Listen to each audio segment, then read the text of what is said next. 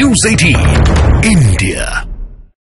आपको बता दें, संदेश खाली में महिलाओं के यौन उत्पीड़न के मामले में आरोपी शिबू हाजरा ने सभी आरोपों को झूठा करार दिया है। न्यूज़ 18 इंडिया से एक्सक्लूसिव बातचीत में शिबू हाजरा ने यह दावा किया है कि उसके ऊपर लगे सभी आरोप झूठे हैं।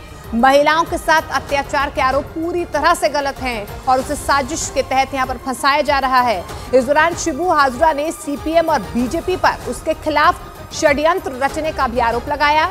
दरअसल आपको बता दें, शिबू हाजरा टीएमसी नेता शाहजहां शेख का करीबी बताया जा रहा है।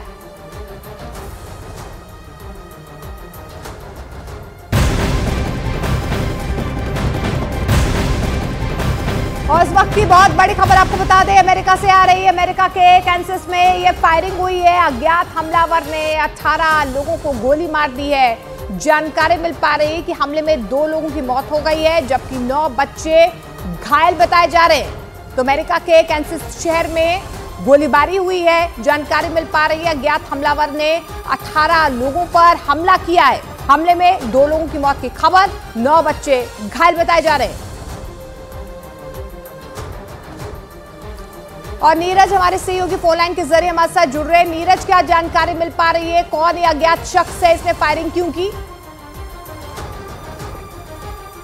देखिए, मोटिव्स क्या था ये अभी पता लगाने में पुलिस जुटी हुई है, लेकिन जो खबरें अभी तक आई है, 3 लोगों को डिटेन किया गया है। ये कनसास की घटना है, जहां एक सुपर बाउल परेड होता है, उसके दौरान ये हमला किया गया और 3 लोगों को डिटेन किया गया। 1 लोग की मौत की पुष्टि हो चुकी है, 21 लोग घायल हुए, लेकिन जो लोग घायल हैं उसमें भी कुछ लोग गंभीर रूप से घायल हैं। उनका स्थानीय अस्पताल में इलाज चल रहा है और लगातार जिस तरह से हमला हुआ, कुछ लोगों ने एक जो डिटेन किया गया उसको पकड़ने में, जो वहां की क्राउड थी उसको पकड़ने में भीड़ की भी भूमिका रही, जिसने गोली चलाई थी, लेकिन मोटिव का अब तक पता नहीं चल पाया है।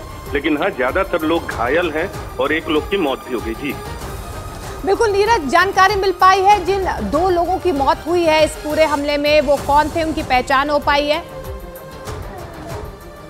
देखिए, जिन 2 लोगों की मौत हुई है उसी भीड़ में इस परेड में शामिल होने आए थे। उनकी पहचान अभी तक नहीं हुई है, उम्र की पहचान और क्या डिटेल है। लेकिन अभी तो पूरे मामले में पुलिस ने जो बयान दिया है, वहां के चीफ ने जो बयान दिया कंसास सिटी के, उनका कहना है कि मोटिव का पता नहीं चल पाया है और 2 लोगों की मौत की जो खबरें आ रही है, अभी थोड़ी देर पहले तक 1 लोगों की मौत की पुष्टि हुई थी, अब जो है 2 लोगों की खबर आ रही है।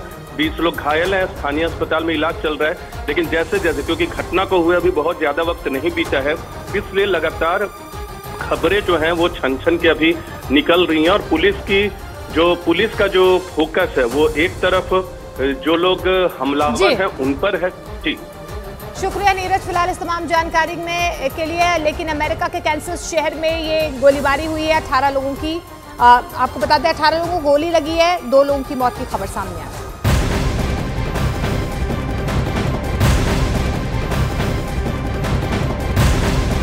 और अमेरिका के अटलांटा में भी गोलीबारी हुई है। बड़ी खबर आपको बता दें, हमलावर ने 4 बच्चों को गोली मारी है। तो इससे पहले अमेरिका के कैंसस से खबर आई थी, लेकिन अब अटलांटा में भी गोलीबारी हुई है।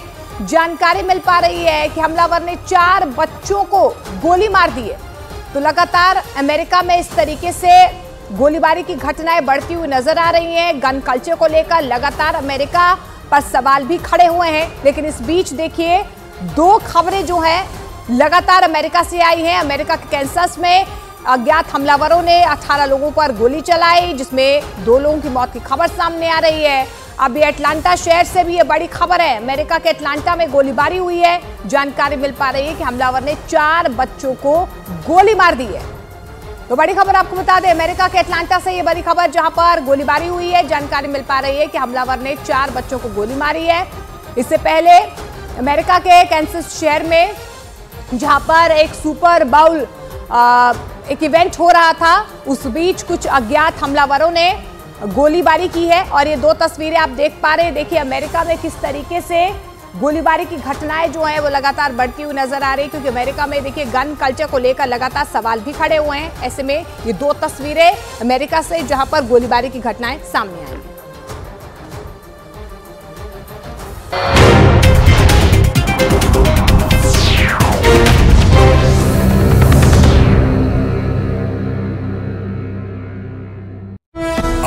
में हिंदुओं का ये सबसे बड़ा मंदिर है। इस मंदिर की ऊंचाई 180 फीट है, जबकि मंदिर की लंबाई 262 फीट है। मंदिर को कुछ इस तरह से बनाया गया है कि इसमें एक साथ 10,000 लोग पूजा पाठ कर सकेंगे।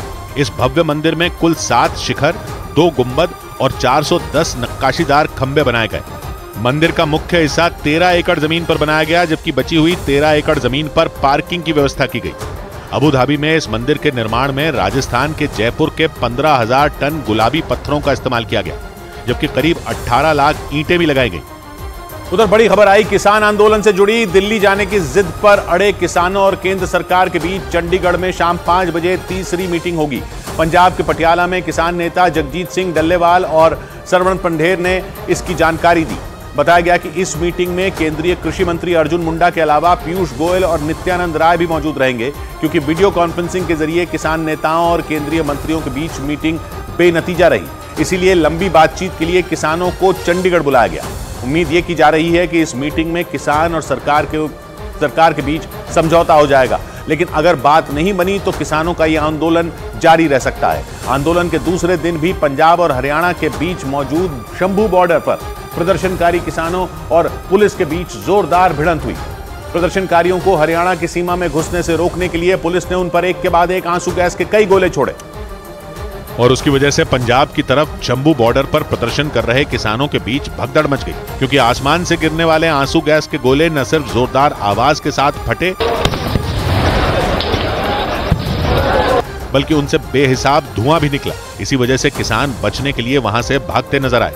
शंभू बॉर्डर पर हो रहे बवाल की जो तस्वीरें सामने आईं, उनमें आसमान से किसानों पर आंसू गैस के गोले बरसते दिखे। मशीन की रेंज कम पड़ी तो पुलिस ने ड्रोन से आंसू गैस के गोले गिराए, लेकिन इस बार किसानों ने भी पुलिस के इस एक्शन से निपटने की पूरी तैयारी कर रखी थी।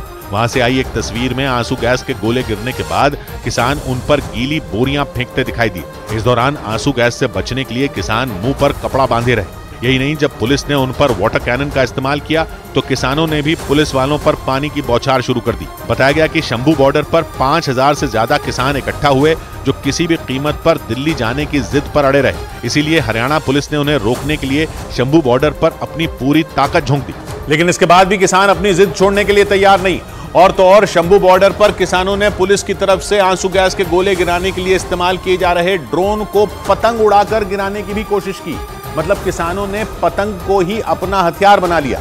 इसका एक वीडियो सामने आया और उस वीडियो में आसमान में उड़ रहे ड्रोन के पास एक पतंग उड़ती नजर आई, क्योंकि वो ड्रोन किसानों की भीड़ को तितर बितर करने के लिए आंसू गैस के गोले गिराने की फिराक में था। लेकिन जैसे ही वो भीड़ के ऊपर पहुंचा, एक पतंग उसके आसपास मंडराने लगी।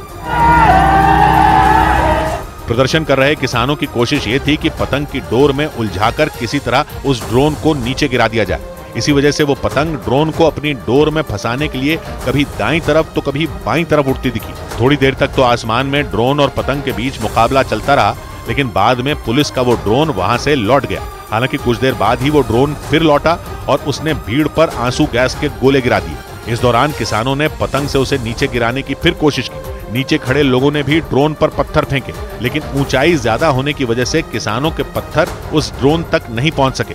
इसी वजह से वो ड्रोन आंसू गैस के गोले गिराने के बाद वहां से निकल गया। और दिल्ली कूच करने की कोशिश कर रहे किसानों और पुलिस के बीच हरियाणा के खनौरी बॉर्डर पर भी झड़प हो गई।